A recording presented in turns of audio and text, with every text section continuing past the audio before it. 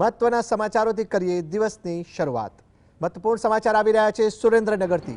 ખૂબ મહત્વપૂર્ણ સમાચાર। સુરેન્દ્રનગરના ખેરવા ગામે મોડી રાત્રે બબાલની ઘટના સામે આવી રહી છે।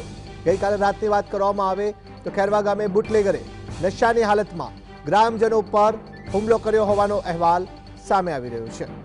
મહિલાઓ અને યુવતીઓની છેડતી કર્યાનો પણ સનસનીખેજ આરોપ લગાવવામાં આવ્યો છે। ગ્રામજનોએ મોડી રાત્રે માલવણ પોલીસ સ્ટેશને ત્યાં પહોંચીને ઉપવાસ કર્યા। ઉપવાસ પર ગ્રામજનો બેઠા અને બુટલેગરને ઝડપી કાર્યવાહી તેની સામે કરવાની પોલીસ દ્વારા માંગ કરવામાં આવી છે। સુરેન્દ્રનગરના ખેરવા ગામેથી મહત્વપૂર્ણ સમાચાર। સુરેન્દ્રનગર જિલ્લાના પાટડી તાલુકાના ખેરવા ગામે મોડી રાત્રે બુટલેગરનો આતંક સામે આવ્યો। બુટલેગરના આતંકને કારણે ભારેલા અગ્નિ જેવી સ્થિતિ સર્જાઈ। ગ્રામજનોનો આક્ષેપ છે કે નશામાં ધૂત એક બુટલેગરે ગામના લોકો ઉપર હુમલો કર્યો અને મહિલાઓ તેમજ યુવતીઓની છેડતી કરી હતી। બુટલેગરના આ વર્તનથી રોષે ભરાયેલા ગ્રામજનોએ માલવણ પોલીસ સ્ટેશનનો ઘેરાવ કર્યો। લોકોએ પોલીસ વાહનને અટકાવ્યા। મોડી રાત્રે પોલીસ સ્ટેશનમાં જ બેસીને ગ્રામજનોએ વિરોધ નોંધાવ્યો।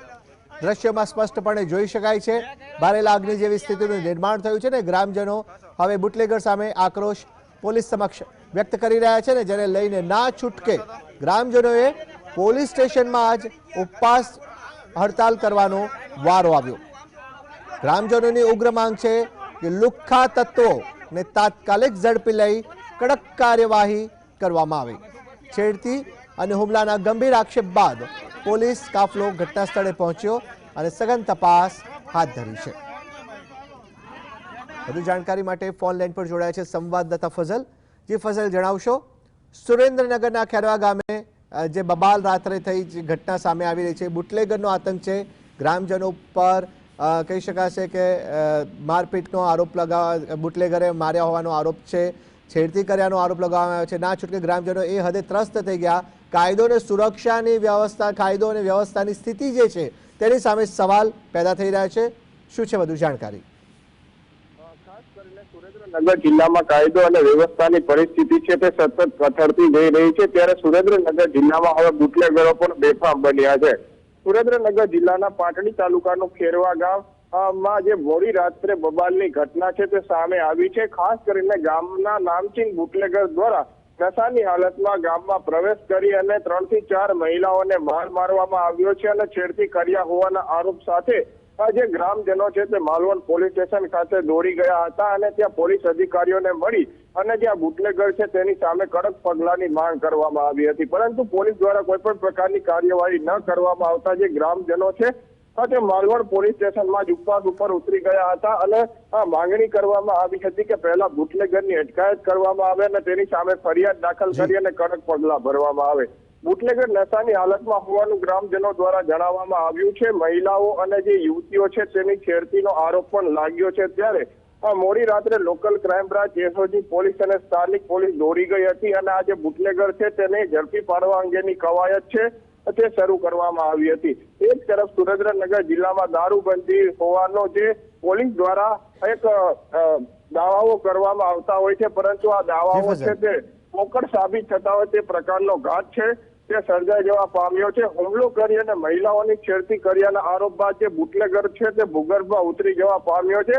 હાલના તબક્કામાં જે અલગ અલગ પોલીસ વિભાગની ટીમોને કામે લગાવી અને આ બુટલેગરની શોધખોળ છે તે શરૂ કરવામાં આવી છે, પરંતુ ગામમાં આવા આવારા તત્વો હોય તો તેની સામે પગલાં ભરવા પણ જરૂરી બનતા હોય છે। કોઈ મોટી ઘટના, કાયદાકીય ઘટના બને તે પહેલા જેલના સળિયા પાછળ આવા બુટલેગરોને ધકેલવા જરૂરી બનતા હોય તેવું ગ્રામજનો દ્વારા જણાવી અને ગ્રામજનોએ ઉપવાસ ઉપર ઉતરી અને આ સમગ્ર ઘટના અંગે યોગ્ય તપાસ કરી અને કડક પગલાં ભરવાની માંગ કરવામાં આવી હતી। જી ફઝલ, અહીંયા એક પ્રશ્ન ઉપસ્થિત થાય છે કે સુરેન્દ્રનગરના પાટડી તાલુકાની વાત કરી રહ્યા છે।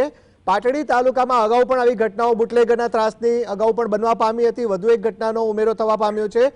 સમગ્ર સ્થિતિની વાત કરીએ ગ્રામજનો ઉપર એટલો અત્યારે કહી શકાશે કે જે સ્થાનિય લેવલની જે સ્થિતિની વાત કરવામાં આવે તો મારપીટ બુટલેગર દ્વારા કરવામાં આવી। ગ્રામજનો એ હદે ત્રસ્ત થઈ ગયા કે પોલીસ સ્ટેશનમાં જ ઉપવાસ કરવા બેસી ગયા।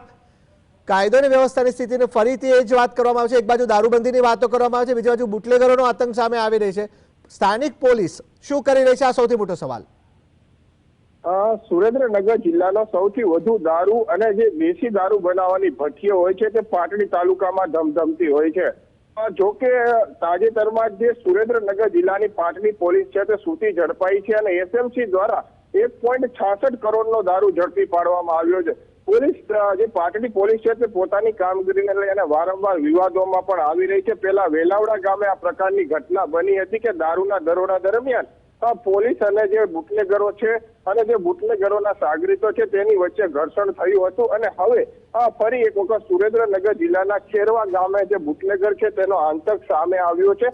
એટલે પાટડી તાલુકો દારૂને લઈ અને સતત વિવાદમાં આવી રહ્યો છે.